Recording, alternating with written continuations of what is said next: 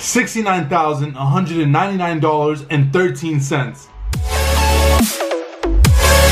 What's going on, everybody? Your boy Juan Valdez back with another video, and today I'm going to be sharing with you guys how I made $69,199.13 on autopilot with Shopify dropshipping. So to kind of get started, a lot of you guys may have already heard my story, kind of how I got started, how I've been working my way up. I didn't just go from, doing no work to just having money come in on autopilot without doing anything. That whole online thing that some of you guys hear about, it's not 100% true, right? There is work that goes into it before you start seeing results, but once you do, it gets really fun and really interesting. So I'm going to share with you guys how I was able to do that, and kind of share with you my story with you guys and how you guys can potentially do it as well. If you guys want to see more videos of how I'm able to generate these numbers every single month, make sure you drop a like in this video. Of course, if you have any questions along the way, make sure you drop them in the comments below, and of course I'm going to get back to you guys. And if you haven't already, make sure you hit that subscribe button, join the V-Fam.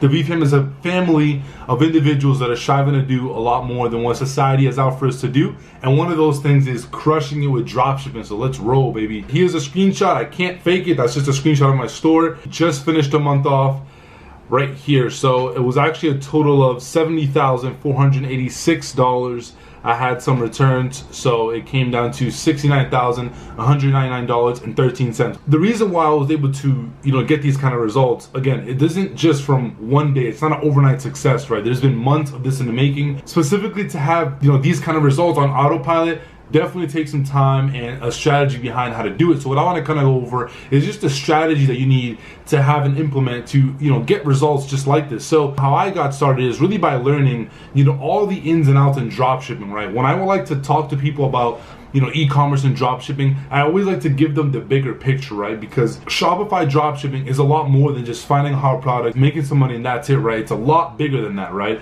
The skill sets, again, that you're learning from how to set up a website that converts, how to find hot products, how to market, how do you have a backend system in place. Those are all valuable skill sets on its own, apart from, drop shipping itself, which is obviously a great opportunity where you can generate, a good amount of revenue and money from. One of the first things I did when I first got started is I took the time to learn about all the different parts that there is to running a six-figure e-commerce business, right? One of the first things I learned is how to set up a store that actually converts, right? There's a lot of different things that go into play when it comes to having a successful Shopify store, right? It's a lot more than just setting it up real quick, rent some ads and that's it. Like, there's a process that goes behind it. So in one of my previous videos, I did a review on this book called Influence, and it talks about the different weapons of influence, also known as the cognitive biases, which is the marketing tactics that Warren Buffett's business partner Warren Buffett and Charlie Munger do within all their companies. Coca-Cola, Geico, for all of you guys that don't know, all those huge companies are owned by them.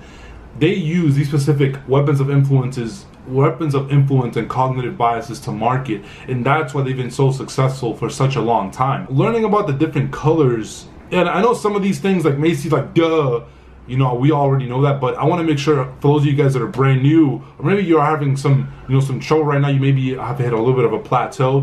What makes people react better? We have split tested different things, believe it or not, different colors within our store to see, what does a lot better, right? We split tested different add to cart buttons to see what does better. And the way we do that, for those of you guys that don't know how to split test, you can download, there's an app, Lucky Orange, on Shopify, and this app lets you see what traffic, literally lets you see live of what happens when people come into your store and what they do on your website, right? So that's obviously super important because we have split tested having, a red add to cart button and a green add to cart button, and we've gotten a lot better results from the green add to cart button, right? Humans, we're used to, red light being like stop, since when we drive, obviously we see a red light, and green light is usually like go. So I feel like maybe that has something to do with it, but I'm not sure. I'm just going based on the statistics that I've seen from the split test that we've ran. And when I mean me and my business partner, Samir, some of you guys may have already heard about him. I had him come in for the Facebook video about how to set up a store that actually converts, is studying other people's stores. Honestly, there's a ton of different ways you guys can find other different Shopify stores. Honestly, if you just go on Facebook and you type in the name of any kind of product, specific AliExpress product that you may have found that you think may be hot, you can literally do research by going on the Facebook search bar, type in the name of the product, and you can see all the people that are advertising that product, right? Then from there, super simple, you just click on their page, you can go to their website, and you can see, you know, how they have their store set up, things that they're doing, and a whole lot more. Now, I'm not saying that every single store you land on is going to be the best store, but one of the ways you guys can find some of the really top performing stores is by finding some of the top performing ads for specific products, right? There used to be a ton of tools that you can use to find different ads that people are running from Shopify stores, but these tools keep getting shut down. They don't want us to win. I don't know why. I'm on the lookout to find a new one to share. Well, obviously with our P2P students, for those of you guys that are watching, but also obviously, you know, the VFam here on YouTube, I want to share that tool with you guys as well. But there hasn't been a new one that has came up that has been really effective. But for now, one of the ways you can find other people's stores and also find ads for your products to kind of get some ideas and examples is you can literally search on Facebook, type in the name of the product, find the ad that has the best engagement. Also find the ads that have the most recent engagement, because that's also huge. And what I mean by the engagement is a lot of likes, comments, and shares.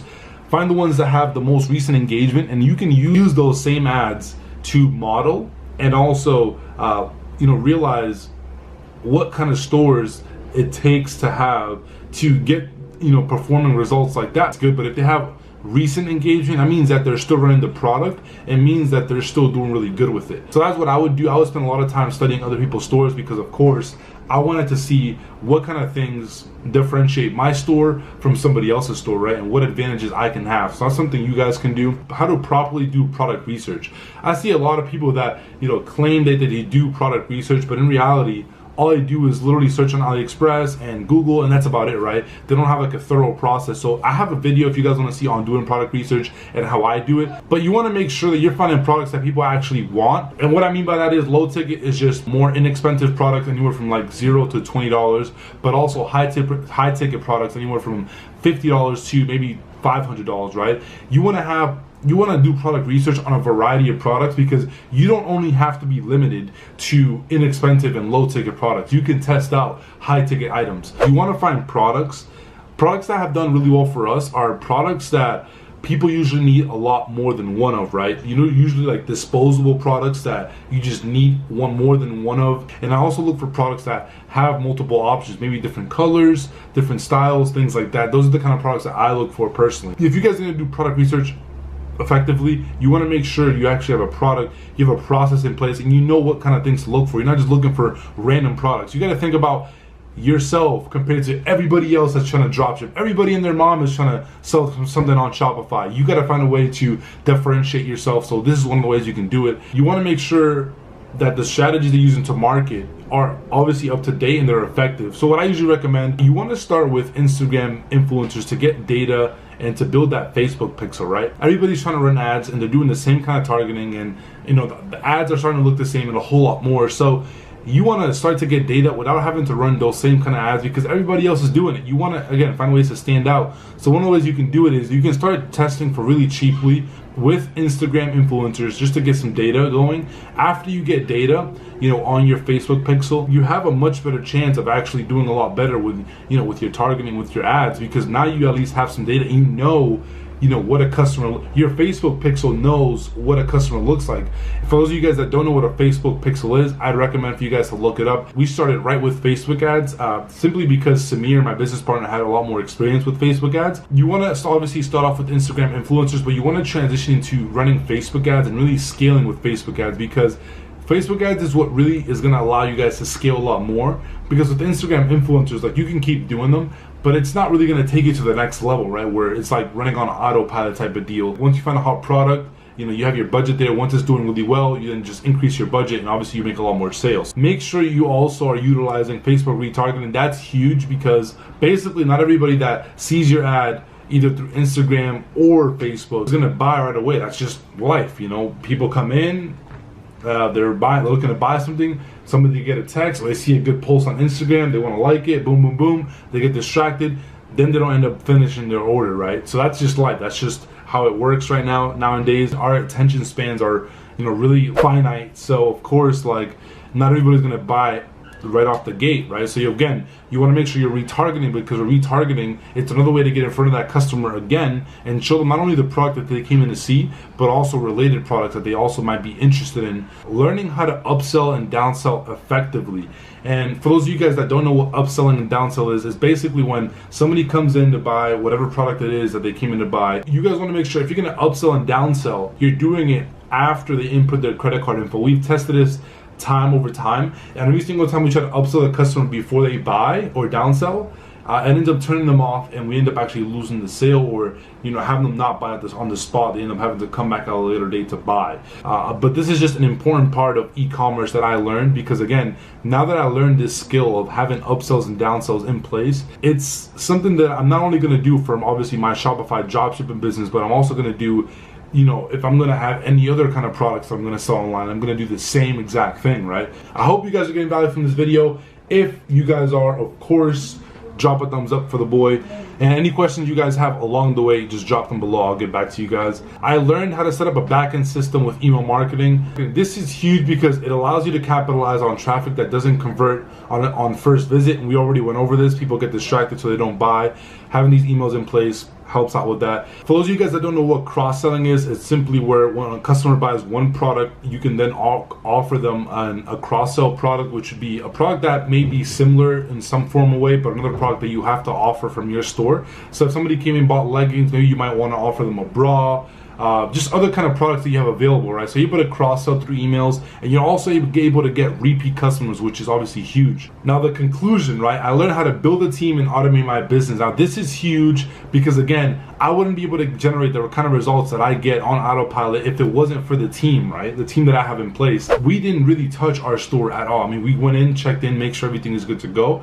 But almost all that was literally all done by the team that we have in place, which is huge, right? That's a huge advantage because what that does is it allows us to leverage, of course, other people's expertise. It lets you focus on the money-making activities, right? So once you start getting orders and things like that and like a ton of sales, you don't want to be spending a good portion of your day, fulfilling orders when, product research and setting up Facebook ads is a lot more important, right? Those are what we call money-making activities. So you want to make sure that you're able to, learn every single part of the business. So after you learn it, you can then outsource some of the things that don't require you to do personally, right? That's something that I learned early on. It allows you to do other things, right? So that's obviously super important because we're not trying to be here working 10 hours a day, fulfilling orders, product research, setting up stores, Facebook campaigns, all of it in once. That's how it was at first, but now it's a whole lot different. Take the time to learn all the parts of the business, take it one step at a time. Don't try to rush it. Don't try to just, quit after one product doesn't work or maybe 3 products don't work.